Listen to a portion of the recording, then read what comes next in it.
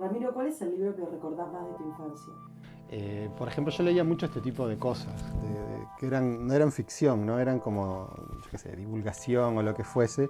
Y este en particular, que es sobre animales salvajes y yo qué sé, no sé, en algún momento sé que yo quería agarrar para el lado de la biología. Y este fue uno de los primeros libros que tuve, tendría 6, 7 años. Y lo leía y lo releía. O por ejemplo también este, que es sobre el espacio, yo qué sé. Esos son los primeros libros que recuerdo y algunas historietas de Disney sobre todo. ¿Y te acordás cuál fue el primer autor que te conquistó? Con cierta noción de que eso era un escritor, que era una persona viva, que estaba en una parte del mundo específica y que todavía yo podía comunicarme con él si quería, fue Asimov. Fue como el primer escritor del que me hice fan, como para tratar de leerlo todo, de tener como una noción de su obra completa, fue Asimov. ¿Cuál es la imagen que más recordás de vos escribiendo de niño? Me acuerdo, no tanto de estar escribiendo, pero me acuerdo de estar en la casa de mis abuelos y darle o mostrarle a mi abuela una historieta que había hecho. Por ahí tenía que ser muy chico, también 7 años más o menos. Y no sé si era una historieta o era un cuento con muchas ilustraciones, o si yo sentía que había alguna diferencia entre algo de eso, supongo que no. Y eso lo conservó por mucho tiempo mi abuela, se llamaba Los dos soldados. Si no, después tengo sí muchos recuerdos de estar escribiendo en mi vieja computadora en los 80 y a principios de los 90, antes de tener mi primera PC, de estar escribiendo en esas máquinas.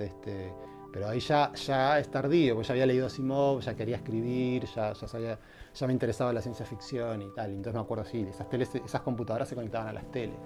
Entonces me acuerdo estar con un televisor blanco y negro adelante, parpadeante, así, estar escribiendo en esa computadora. ¿Cuándo te diste cuenta que querías publicar, que querías que tus escritos se leyeran? Me acuerdo que cuando estaba en cuarto de liceo, o un poco antes, o en tercero de liceo, me puse a hacer teatro en un grupo del liceo, bien, cosa de liceo, ¿no? Y el que daba el taller de teatro era un escritor, porque no muy conocido, que había publicado algunas cosas, pero sobre todo era un hombre de teatro que también tenía algunos asuntillos literarios.